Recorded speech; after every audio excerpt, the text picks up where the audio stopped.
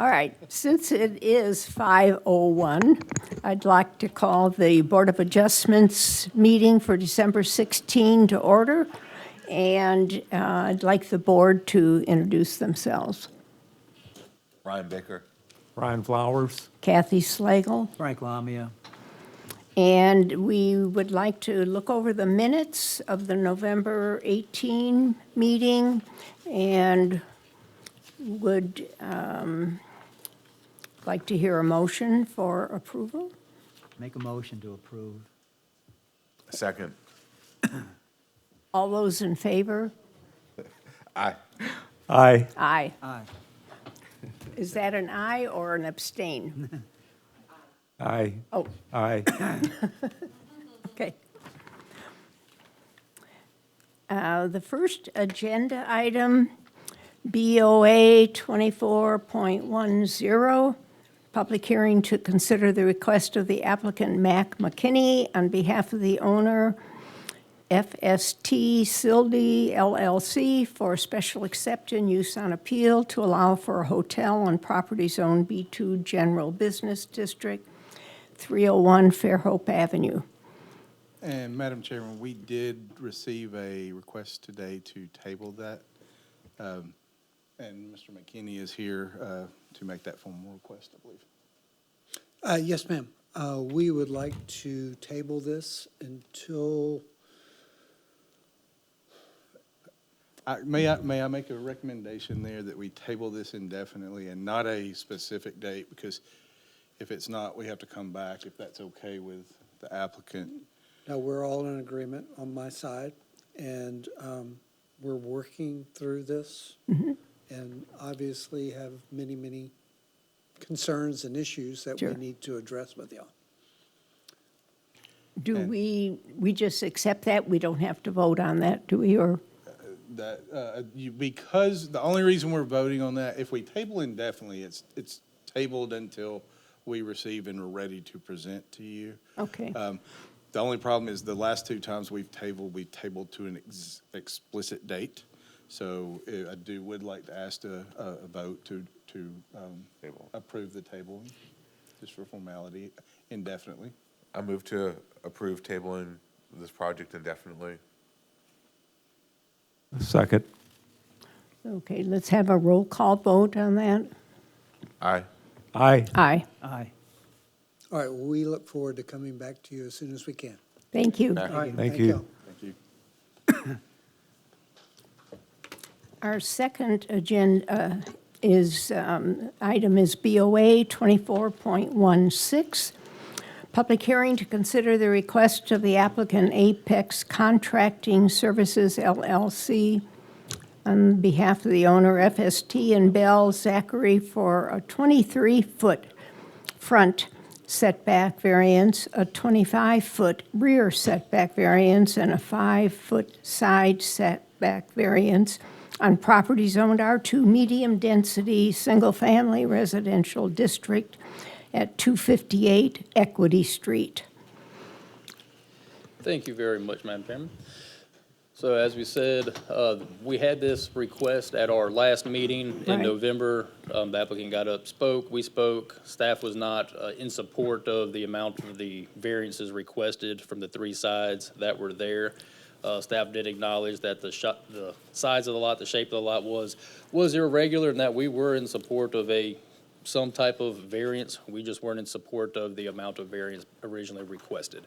Staff did meet with the applicant, and that's where the revised numbers for the setback request have come from, requesting, like we said, a 10-foot front setback variance, a 12-foot rear setback variance, and a 5-foot side street setback variance. Just as a refresher, on the screen on the left is the zoning map, on the right is the aerial. On the right, I'll call your attention to where this is an odd-shaped lot. There are some other lots in the same vicinity, same area that do share similar characteristics. Some of the corner lots aren't as deep, are a little bit narrower, and a lot of the lots in the fruit and nut are smaller in width than what the R2 requires. Like I said, the lots do not currently conform as mentioned previously. It is the intent of the applicant to remove the existing house, build from scratch, which then requires the new build to come into compliance with all of the current setbacks. And then he is requesting these variances in order to expand the buildable area for the lot. On the screen is what the current setbacks are in red. Now on the screen is the newly revised site plan showing the setbacks that are requested now. Again, it's the 10-foot along White Avenue. The side street is on your right, which is Equity Street, to 15. Then the rear setback at the top of the page to 23 feet, leaving the western side setback 10 feet as required. So again, staff couldn't support the original variance. We met with the applicant, discussed different alternatives, and although staff and the applicant didn't completely agree with what the new proposed setbacks are and what that request is, staff is not adamantly against the request either. So therefore, staff has recommended approval of the newly revised setback variance if the board sees fit as well. And I'm happy to answer any question that you may have on behalf of staff, and Mr. Zach Bell is with us tonight, the owner of the property. With the new setbacks, does that create a problem on White Avenue for how far the house is set back compared to the neighbor to the west? Westerly side.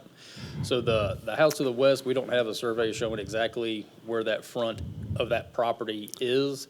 As far as it being a problem, it may be a little further to this, closer to the street. It will be. Than what the existing house is on that other side.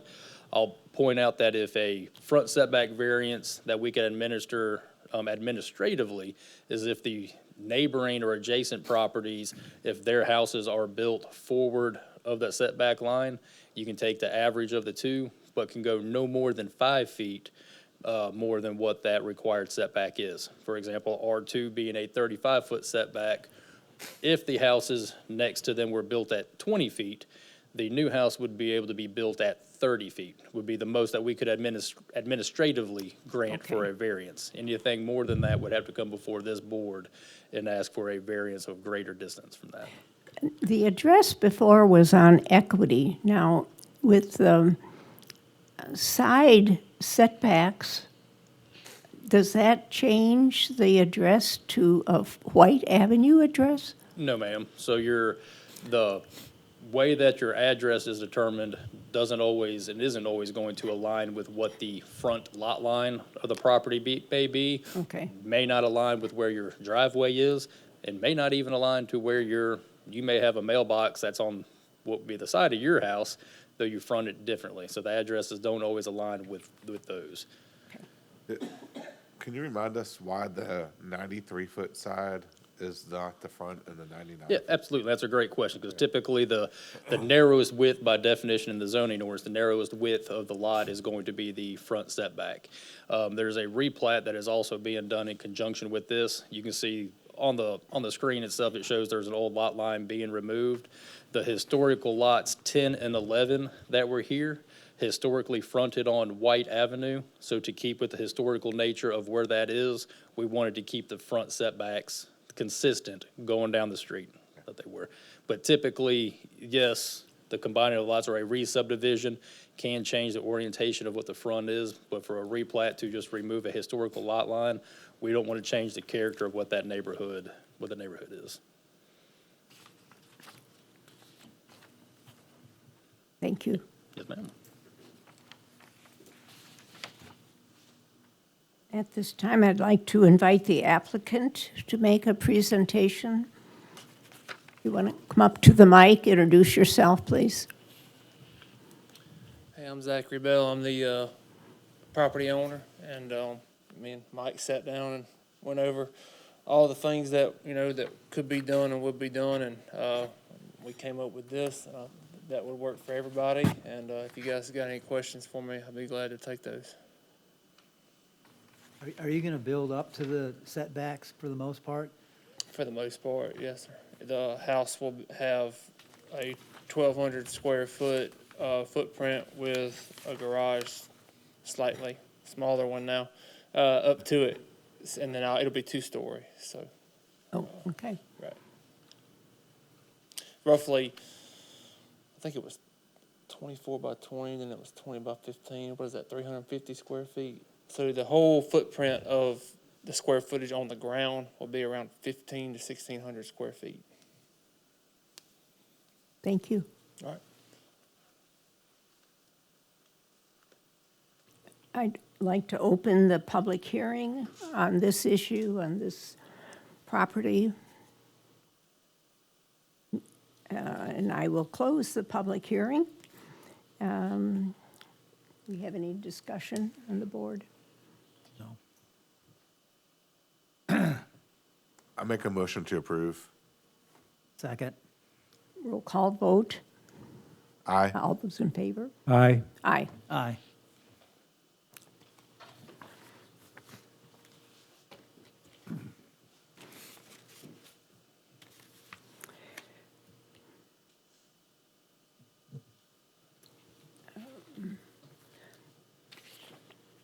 The next item on the agenda is public hearing, consider request of the applicant Benjamin Cummins for acting on behalf of the owner Fairhope 9 LLC for a use not provided for to allow for a professional medical office, property zone B2 General Business District.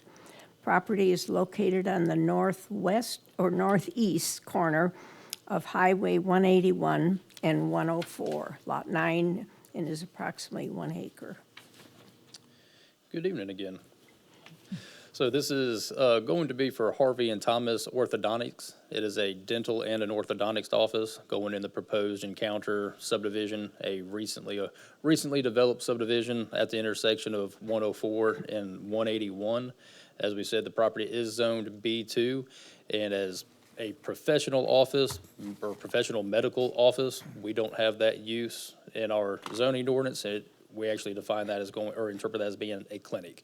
We've brought a few of these before the board before, asked for your guys' clarification on if we wanted these to all come before here.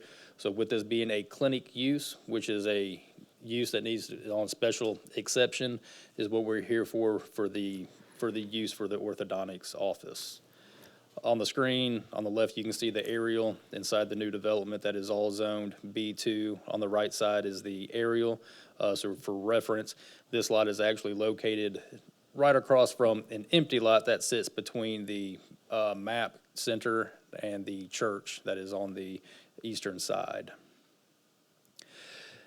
Staff's recommendation is approval for the appeal for clinic use for the site known as Harvey and Thomas Orthodontics. Any of the actual plans for what the building is, utilities, all that will be reviewed during the building permit.